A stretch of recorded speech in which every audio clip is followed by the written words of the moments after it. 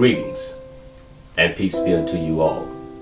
I greet you in truth, balance, and wholeness. Let us arise together. July 2nd, 1776, the Declaration of Independence was signed, and then ratified and signed again on the 4th of July by the others absent on the 2nd. As I lamented on the 4th of July, 2021, these words came to me after several people called, texted, and reached out to me saying, Happy 4th of July. 1775, my Marine Corps came alive. 1776, they, Americans, declared their independence from the British, but still had us Africans enslaved. The land of the free was apparently a lie. 1863, they proclaimed we were emancipated. 1865, Africans in America were still enslaved, still subjugated. 1964, they recognized our civil rights, finally, a seat at the table. With white people we could dine.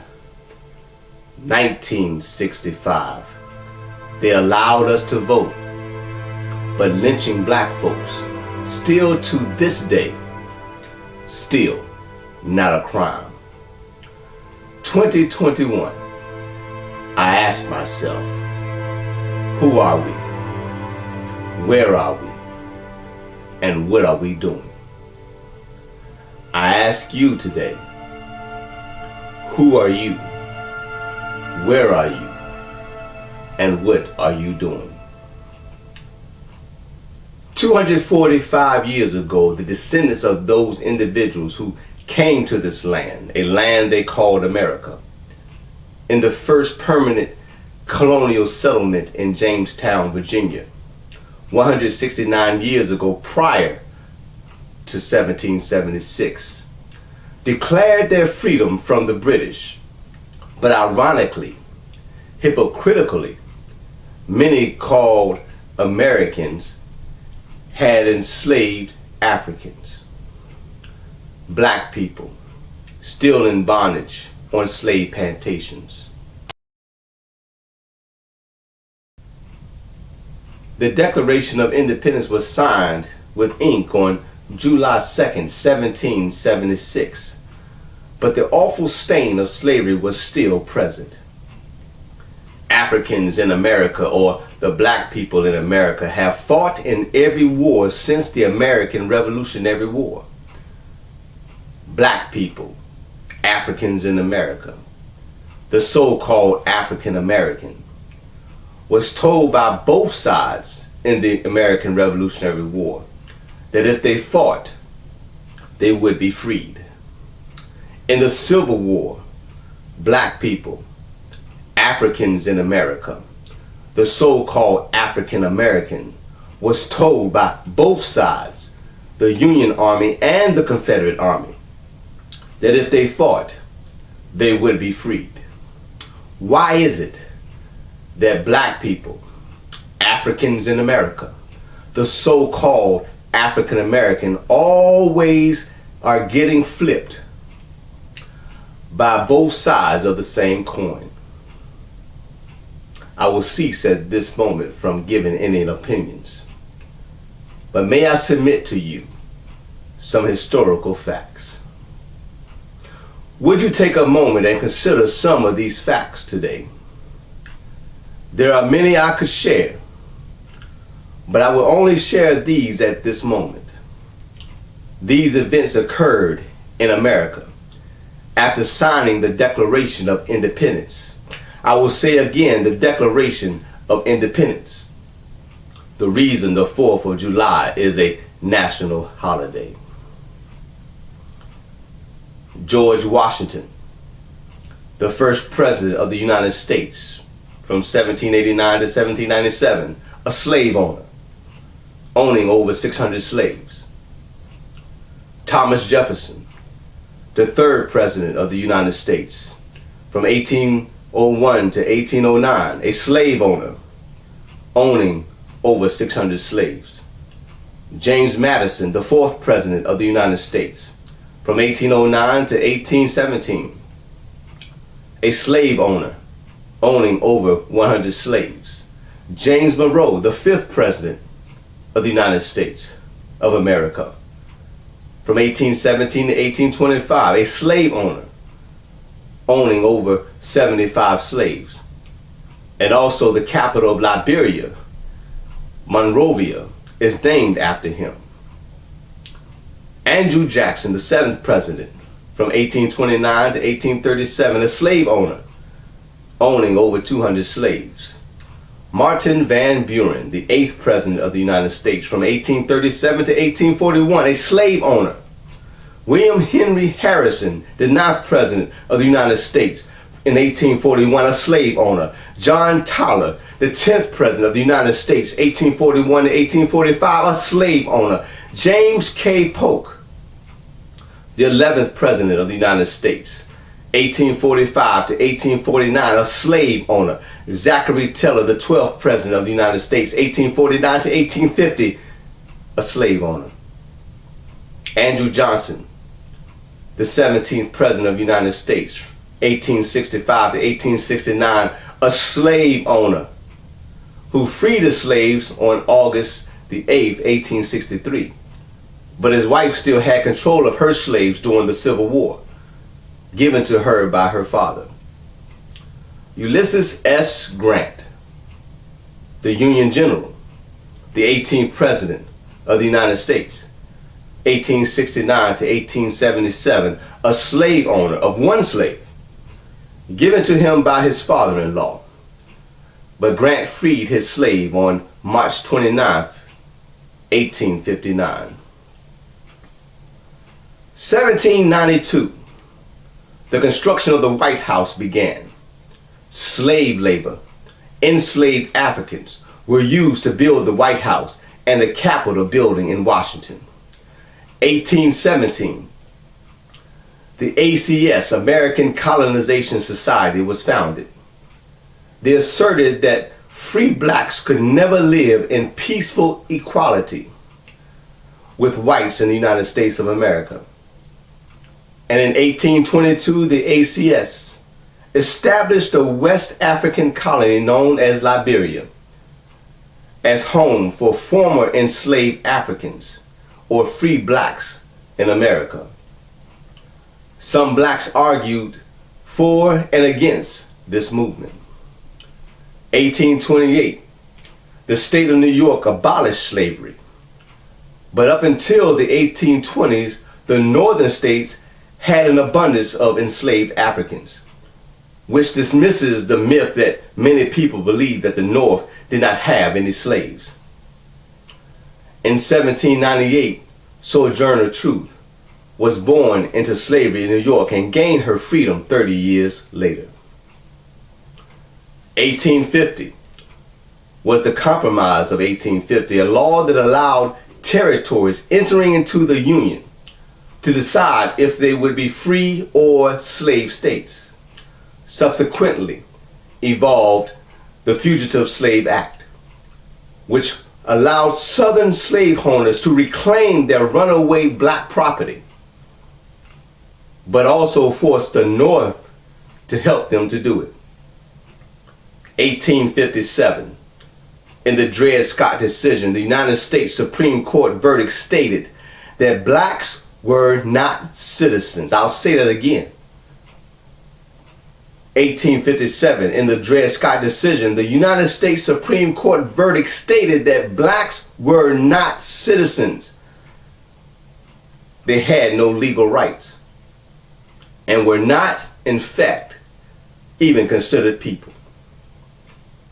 Now you can see why I choose not to use African Americans in this context, because even the Supreme Court of the United States of America did not consider them to be citizens. 1861, the Civil War began. 1863, the Emancipation Proclamation was declared by Abraham Lincoln. Abraham Lincoln stated the Confederate states had to release their slaves. But he also allowed slave states that joined the Union, bordering states, to keep their slaves, such as Delaware and Kentucky. 1865, April 9th, the Civil War ended. June 19th, 1865, the black slaves in Galveston, Texas, were supposedly informed they were free. This was said to be the last to be freed. That's why someone declared Juneteenth now as a national holiday. But in 1865, after June 19th, in states that were a part of the Union, such as Delaware and Kentucky, slavery still existed and was legal until December 1865, when the 13th Amendment was ratified by the required 27 of the then 36 states and finally proclaimed to be law. 1892, Ida B. Wells started her anti-lynching crusade. There were 230 lynchings reported in 1892. 1931, 9 black young men, ranging from the ages of 13 to 20, were accused of raping 2 white women in Scottsboro, Alabama. They were known as the Scottsboro Boys. They were arrested by police for illegally riding a train, and the police convinced 2 white women to say they were raped by these young men. These women were also riding the train illegally. They were convicted and sentenced to death. Eventually, one of the women testified 2 years later that said that she and the other lady were never raped. 1937, 4 of the boys were released, and over the next few years following, the other 5 were paroled or escaped from prison. 1965, February 21st, Malcolm X was assassinated. 1968, February 8th, 3 students of South Carolina State College in Orangeburg, an HBCU, are killed by police during the Orangeburg massacre. 28 other students were wounded. None of the students were armed, and almost all were shot in their backs, buttocks, sides, or soles of their feet. 1968, April 4th, Martin Luther King Jr. was murdered.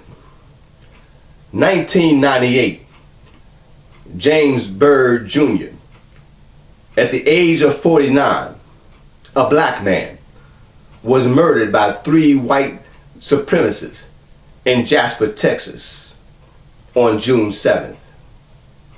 He was dragged for 3 miles, tied behind a pickup truck on an asphalt road.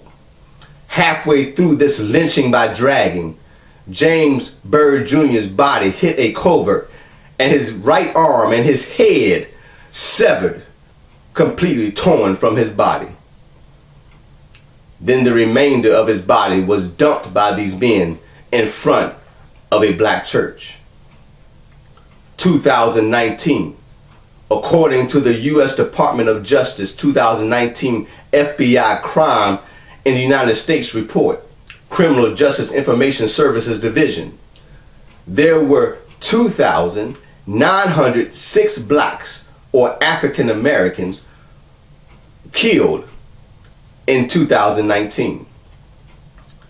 And out of the 2,906 black people killed, 2,574 black people were the killers. 2020, the preliminary FBI data shows overall U.S. murder rate has increased by more than 25%. That comes to more than 20,000 murders in a year for the first time since 1995. As July 4th, Independence Day, has come and gone, I recognize that there have been many great achievements, contributions, and positive happenings in America by black people, or so-called African Americans, since before the first permanent settlement of Europeans in Jamestown, Virginia in 1607, and many great things by free black people and enslaved black people since slavery. But we must not ignore the horrors of our history in America, nor the terrors that are still existing today. So I ask the question, who are we? Where are we? What are we doing? I had several people yesterday to wish me a happy 4th of July. Honestly, I did not know how to respond. I was conflicted, sometimes in a state of confusion. Should I celebrate a day that is independence for some, yet my ancestors directly and indirectly were still enslaved before, during, and after? Should I observe a day full of fireworks and cookouts, music and dancing, yet my black ancestors directly and indirectly were beaten, whipped, raped, mutilated, castrated, sodomized, brutalized, physically and psychologically damaged, lynched? As a United States Marine Corps war veteran, serving in battle on foreign soil with brothers and sisters in the military of all colors, races, sexes, and religious beliefs, I am proud to call myself an American citizen. Seeing the chaos and horrible conditions with my own eyes in other countries, I can say that there is no place like America for me. And I am proud to call myself an American citizen. Knowing that many people in many other countries that I have seen firsthand don't have the freedom of speech like we have here, are not able to challenge and protest the government like we can here, are not able to practice the religion that they desire of their choice like we can here, don't have the freedom of assembly like we do here, don't have the freedom of press like we do here, don't have the freedom of expression that we do here, that don't have the freedom of enterprise and entrepreneurship like we do here. The freedom, the freedom, the freedom. But where is the liberation? Yes, I am proud to call myself an American citizen. But I must be liberated and reclaim my African self. I must be liberated and I must restore my crown.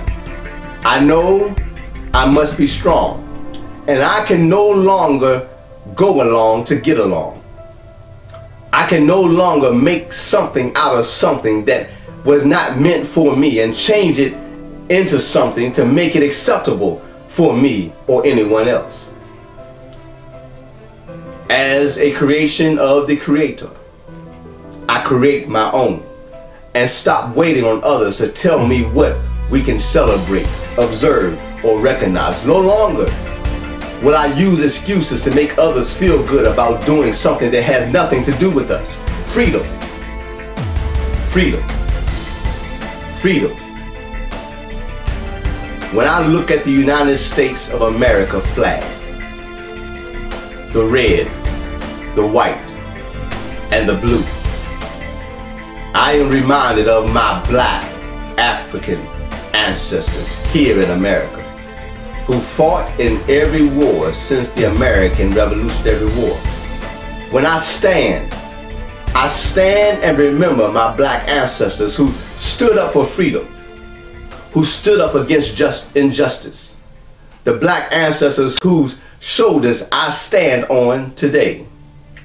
When I look at the United States of America flag, I see the red. I see the blood of my black ancestors that was shed in the building of this nation. When I see the blue, I still stay loyal to who I am, an American, African.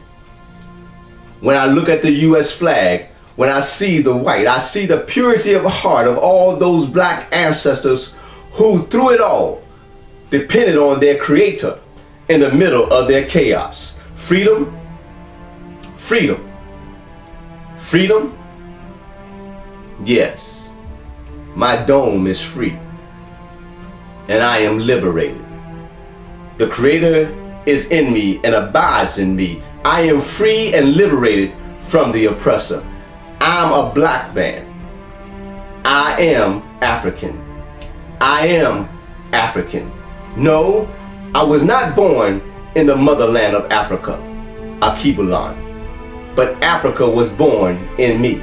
No, I may not be African from the continent, but I am African culturally and consciously. My bloodline is linked to the land of the blacks.